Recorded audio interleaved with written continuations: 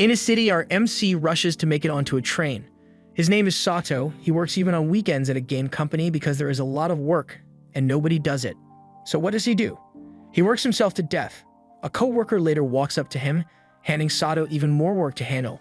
Sato groans, but eventually agrees to finish the work.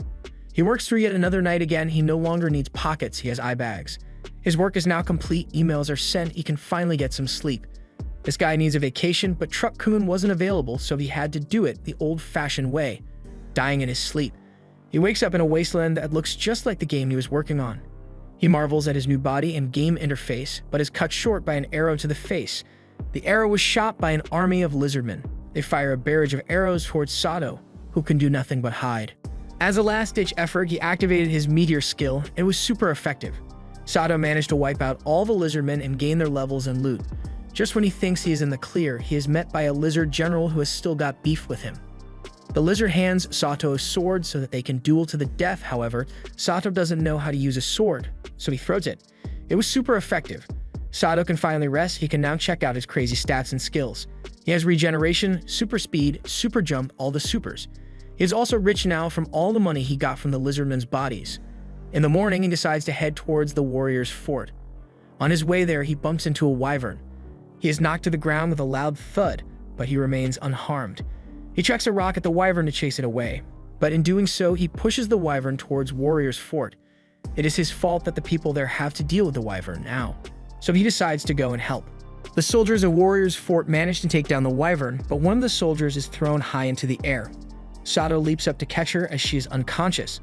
The green-haired soldier wakes up in Sato's arms. They are currently hanging off the side of a cliff, so she's a little startled. Sato hops up the mountain and puts the girl down. Sato tells her his name, and she tells him her whole life story. Her name is Zena, if you were wondering.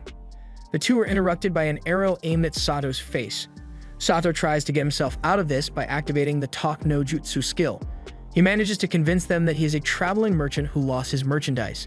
Zena's friends lower their weapons and agree to lead Sato to town to get him accommodated. On the way to town, they notice the defeated wyvern. Its scales can be used to make good armor, but its meat tastes horrible. No one aside from slaves would want to eat it. Sato is surprised to learn about the existence of not only slaves, but magical beings like elves as well. Once they are in town, Iona takes Sato to get registered, and they use a magic stone to look up Sato's information. The stone says Sato is only level 1, but Sato is really above level 300. He pays for the paperwork and receives his city visa. If you are caught without a visa in the city, you will be fined 1 silver. If you can't pay, you become a slave. As Sato leaves the station, he is approached by a young girl who implores him to visit their inn. Her name is Martha, and her mother owns an inn in the city. She is very assertive in her sales tactics and convinced Sato to stay at their inn. Sato orders some food and asks about the Demon Lord. If the Demon Lord revives, it will attack the opposite side of the country first, so they're pretty safe for now. Sato asks if there are any stores nearby which would sell ready-tailored clothes. Martha enthusiastically offers to show him the way. As they walk along the market, Sato notices some demi-humans and is fascinated. He sees that they are being attacked and steps in to save them from the abuse. Martha is shocked that Sato would show kindness to demi-humans. They are generally hated by all the people there, so his behavior is out of the ordinary. The two carry on through the market and stop at several shops. Sato ends up buying a dragon mask and wig from a shop. Once they return to the inn, a little girl runs up to greet Sato. She has prepared his room for him, and Sato thanks her for her work. Dinner time comes, and the food is as delicious as expected. Sato ends up overeating and gets a stomach ache. He begins to wonder if this is actually a dream. He has never seen any of this before. He has never tasted food like that either, and he is able to feel pain. All this points to one conclusion, but he can't be bothered with that. All he wants is to live a fun life this time around. Figuring things out can come later. The next day, Zena visits Sato at the inn. She's off duty today and wants to spend some time with him, so she offers to show him around town. Zena introduces him to the culinary world of Seiryu. They try all manners of pastries and delicacies throughout the day. Last on their list, fried bat wings dipped in miso. But as they were about to eat, a child bumps into Zena, causing her to ruin her blouse. Luckily, a street magician pops up and offers to help them clean off her clothes with magic. The magician uses a spell called Soft Wash to clean out the stain. She then uses another spell to dry off the clothes. Sato is incredibly interested in the chanting of spells. It seems to be very complicated, and upon inquiry, it is proved to be very complicated. It takes many years of training to be able to use magic. Zena is happy to have her win magic, even if it took a lot of work to get it. Their next stop is the temple, where they see a mural of the hero battling the Demon King. The hero holds a holy sword which glows a dazzling blue, and Sato wonders about the title of hero. He discovered that he had a lot of titles, including God Killer and Destroyer, but Sato decides to lay low for the meantime. The carriage that Zena and Sato are riding shakes a little, and Zena falls into Sato. Sato stumbles upon an execution. The priest is selling limited edition, holy stone. These stones are to be used to stone the slaves to death to drive away demons. Sato, using his detection skills, quickly realizes that this is a sham. The crowd is being instigated to go along with it, so he sets about kidnapping the instigators. Once he has taken down the last one, he recalls that when he first entered the city, he could sense that there was one demon. The demon appears and casts a spell which creates a dungeon around everyone in the area. Sato wakes up to find himself stuck in the dungeon with the slaves from before. He quickly deduces that they must need to escape the trap and enlists the help of the slaves in doing so. He names them Lisa, Pachi, and Tama. He provides them with some clothes and medicine. The group set out to traverse the dungeon with Tama and Pachi on lookout and Lisa as the vanguard. They come across a grasshopper-like monster, and without wasting much time, Sato kills the monster. Sato notices that the others aren't leveling up as much, so he decides to split up the tasks in order to balance out the experience gained, and the new setup seems to be working pretty well. They continue to grind experience until they run out of stamina. Thus, Sato decides that it is time for a break. The girls rest while Sato watches over them. Back to the grind, they discover more of the dungeon and kill a lot more monsters. Lisa asks if she can cook some frog meat for them. Sato is apprehensive, but he gives his permission. Sato receives the first bite, and surprisingly, it tastes like chicken. They later run into a slime, and Sato has no idea how to deal with it. Lisa, on the other hand, has that pro-gamer knowledge. She knows to aim for the slime core to defeat it. They move on to a room with people trapped in cocoons. They free a Viscount, a slave trader, and they were about to free one guy, but he just had to be difficult about it. They end up helping him anyway, but they come across a battle. The guy claims to be 100 times stronger than the slaves, but in reality he's just a noob. The slaves manage to take down a lot of the slimes, and Sato rushes to save Zena. Zena is surprised that Sato has all this gamer knowledge, but he explains that Lisa is the one who taught him. Some soldiers find a treasure chest and immediately try to open it, but surprise, surprise, the demon was hiding in the chest. The demon hypnotizes the people there, causing them to attack each other. Sato and the few others that could use magic are unaffected by the demon hypnosis. The Viscount uses mid-level fire magic to attack the demon, is not very effective. Sato puts on his mask and wig to disguise himself before he uses his ultimate weapon, a rock. The rock is thrown at the demon and knocks it back. The demon gets scared by the power of the rocks and summons its master, the Demon Lord, and once the Demon Lord arrives, he eats the demon. The Demon Lord squares up against Sato. He's no new, so he goes all out from the start. Sato pulls out his real ultimate weapon, a holy sword, but he can't use the holy sword, so he resorts to magic. He then remembers his other legendary weapon and manages to use that to destroy the Demon Lord in a single strike. We later see Sato on the surface. He is being thanked by the people who he rescued earlier. The slave trader offers him 2 of his slaves, Lulu and Arisa. After they have introduced themselves to one another, they all prepare to have dinner. Sato asks what they would like to eat. Arisa and Lulu are surprised that Sato cares enough to provide them with food. They are used to barely being fed, so this level of care is new to them. The food they are served is delicious. They are elated and scarf it down. As they eat, Sato realizes that they don't have proper clothes for themselves, so he gets up to go buy something for them. Sato returns to the girls with the capes he had bought for them. They seem to really like the capes. They return to the inn and are greeted by Martha. Sato asks if there are any rooms available for the others, but it has been booked up already. The crowd looks at the demi-humans with disdain. They really don't like demi-humans, but Arisa manages to calm them down. They end up using the stable for Lisa, Pachi, and Tama, while Arisa and Lulu stay in Sato's room. Sato gets ready for bed when Lulu sheepishly tries to help him change. He declines her help and tells her to just take care of her own clothes. However, Sato turns around to find both Arisa and Lulu completely naked. Arisa asks if he wants them to service him. How you doing? All right, how you have a seat over in that chair, please. But Sato isn't trying to get a visit from Chris Hansen, so he declines and goes to bed. The night is very peaceful and Chris Hansen has entered chat. Sato almost gives in, but he manages to resist. He asks Arisa for an explanation, and she explains that she fell in love with him at first sight. She is also Japanese, so after seeing a Japanese guy, she couldn't resist. She died in Japan and was reincarnated, so her situation is a little different from Sato's. The next day, Sato is woken up by Martha barging into his room. Seriously, has no one heard of privacy? She brought Zena in, and Zena, upon seeing Arisa naked in bed with Sato, runs out of the room. Sato jumps out the window to chase after her, and with the help of his talk no jutsu, he is able to convince her that nothing happened. He later sends Arisa and the others shopping for the things they will need later. Sato intends to go looking for a place for the others to stay without discrimination, and Zena is all too willing to help him with it. They head to an odd job shop to try to get some info. There they meet Nadi. She's a worker and offers to help. She gets out a list of available properties and looks through it to find something they can use. The first house had the previous owner killed by the crime guild, so Sato declined. The second was right next to a brothel, which seemed like too much excitement for him. The third was literally a hideout for the crime guild, secret passage, and everything. They decide to give up on the search for today. Nadi tells Zena about a play going on in the plaza that would be the perfect place for a date. On the way into the play, they meet up with the others, who now have new outfits. Arisa dyed her hair blonde because people don't like pink hair over there. Sato also buys some reading cards to teach Tomo and Pachi how to read. Later, Sato and Zena are alone at last. They are interrupted again by Zena's soldier friends who are injured. Zena starts to heal them immediately. They were fighting fang ants.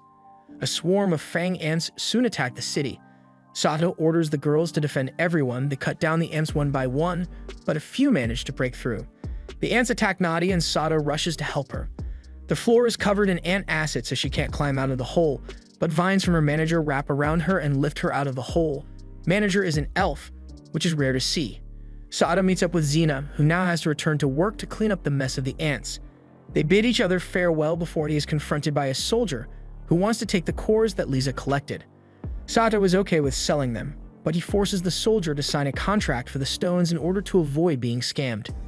Later that night, Sato is walking down the street when he meets two people whom he had saved back in the dungeon. They offer to buy him a drink. One thing leads to another, and he ends up in a brothel. On his way back home, he stumbles upon some shadows attacking someone. He leaps into action with his gun and destroys them. He later breaks into the odd job store where Nadi is hoping the manager will make a move on her. Sato reveals that one of the people he had saved was an elf. The little elf is called Mia. Back at the inn, Arisa is upset that Sato would dare go to a brothel. Arisa's squealing wakes Lulu up. Sato asks her how she is feeling and gives her medicine for the pain. Sato decides to go check up on Mia in the meantime. He arrives at the store and meets Nadi, who is tidying up. Mia is still sleeping. She only seems to have mana depletion, so she should wake up soon. Sato hears some movement in Mia's room. She must be awake, so Nadi goes to check on her. Nadi tells Mia that the manager, whose name is Yuya by the way, is the owner of the store. Mia seems to recall Yuya. She then asks about Sato, who is standing outside the door. Once she sees him, she asks if he is a spirit user, but Sato has never met a spirit before. Mia can see spirits because she has the gift of spirits. The spirits are fluffy and sparkly, according to Mia's description. Sato has been there for a while, so he wants to take his leave, but Mia doesn't want to let him go. Later, Sato tells the girls about Mia, and they all seem eager to meet her. They all go to meet Mia. She's a little shy at first, but she warms up to them in no time. Later, Sato wants to buy a cart. After all, you can't really be a merchant without a cart to carry your merchandise, so Nadi offers him a used cart which he could buy. He doesn't know how to drive one, so he asks Lulu to teach him how to do it. While on the ride, Sato quickly levels up his coachman's skills, but they come across this weird bird. I don't trust this bird. They return to the city and Mia greets them. She's finally able to walk around on her own and has one request: honey buns. That bird shows up again. Even Tama thinks it's weird. Back inside the store, we hear a little more about Mia's backstory. Long story short, she was imprisoned, then escaped, then hunted down, then here. The people hunting her are relentless, even sending monsters to go after her. A loud scream is heard downstairs, and as they rush down, that weird bird is there, weirder than usual, until it transforms into something else. The weird bird turns into a weird skeleton. Sato tries to attack it, but it uses shadow magic to counter. He has come to collect Mia, and he is going to get her. He encourages Sato to chase after him if he has the courage to do so, and opens a shadow portal to escape. Mia is dragged through the portal, and Sato jumps through in pursuit. The skeleton has created a dungeon of his own, and it has 200 floors, which one must conquer to arrive at the end. But Sato skipped all of that and appears at the end anyway. But the skeleton is like, no way, I spent way too much time building this thing, we're gonna go through it the right way, and teleports Sato to the beginning. Sato makes his way up the dungeon normally until he reaches a plant room with a little girl. Sato manages to make his way up to a group of homunculi, but they stood no chance. He finds another plant room with a little girl. He makes it to the top floor where a group of stronger homunculi are waiting for him. The homunculi are trying a little too hard to beat him. They're bleeding from the eyes and everything. Unsurprisingly, they don't last long, and Sato moves on to face the final boss. However, the skeleton has no intention of fighting. All he wants is for Sato to kill him. Skeleton was a reincarnation, but after his death in this world, he became immortal, and ever since then, he has been looking for someone to kill him. Well, Sato kills him and rescues Mia, but Skeleton's death seems to have activated a self-destruct sequence. Sato now has to rescue everyone in the dungeon. He runs with everything he has and just barely manages to escape the ensuing tidal wave. The others manage to find him, and they are all pleased to see him alive. The homunculi also swear to serve Sato for the rest of their lives, so the harem grows. Sato is seen in a bar. He flaunts his riches by buying a round of drinks for everyone there. The people are impressed by Sato, and when he is about to leave, the hostess takes him to a room upstairs. She is quite insistent. The next day, Sato is being admonished by the girls for last night's activities. Their gripes are, however, interrupted by a scuffle going on in the middle of the road. The aggressor is that scammer from before. He knocked a commoner down, but after seeing Sato, he is intimidated into leaving. Sato gives the commoner a magic potion to heal himself. It's good to be generous, but he's going to run out of magic potions soon, so he decides to learn how to make them. He is able to make high-quality potions without much effort thanks to being able to level up his skills, but a problem remains: the potions gradually degrade unless they are kept in a special vial. In order to purchase some vials, he decides to go to a nearby town. On his map of the town, there are still some blank areas, so he is a little early about going to those areas. He gets directions to an alchemy shop, and out of the shop comes a hooded man. He is trying to hide his identity, but I would recognize that scammered mustache anywhere. He enters the store and talks to the clerk. She seems nice. She tells Sato that the man that just left had already taken all the vials, so she couldn't sell him any. That night, Sato ventures into the unmarked areas on the map. He passes through a barrier which puts him on the receiving end of a barrage of attacks from the witch's apprentice. He apologizes for the intrusion, but the girl is unrelenting. She only stops once the witch shows up and tells her to stop. They invite him into their home and tell him about the pact they have with the town. They are required to provide 300 vials of magic potions in exchange for protection from bandits and criminals. The next day, when the little witch is trying to deliver the vials, she is attacked and the vials are destroyed just before the deadline, and the entire town's stock has been bought up. Sato convinces the Count of Nuki to let him replace the missing vials. They head to the pottery house, and with Sato's skill level, they are able to make the vials. All that is left is to put them in the kiln. Everything seems to be going smoothly, but we all know it doesn't work like that, and of course, the scammer comes running in with his scammy ways. He makes up some rules and proceeds to destroy the kiln and presumably all the vials in it. He leaves with his head held high and taunts them about not being able to make the delivery anymore. Sato, however, has already stored the vials in his inventory, but he can't bring them out because they are still very hot. He uses a blow spell to cool them down in his item box, and thus the vials are ready for use. They proceed to make the delivery, much to the dismay of the scammer and his accomplice, so they employ the greatest tactic: ignore it and it will go away. But it fails this time. The legendary tactic is ineffective as the Count returns and puts a stop to their schemes. It gets a little violent, but with the matter settled, Sato and his friends continue on their journey across the lands. It still hasn't been 2 weeks yet, but he is enjoying his new life here.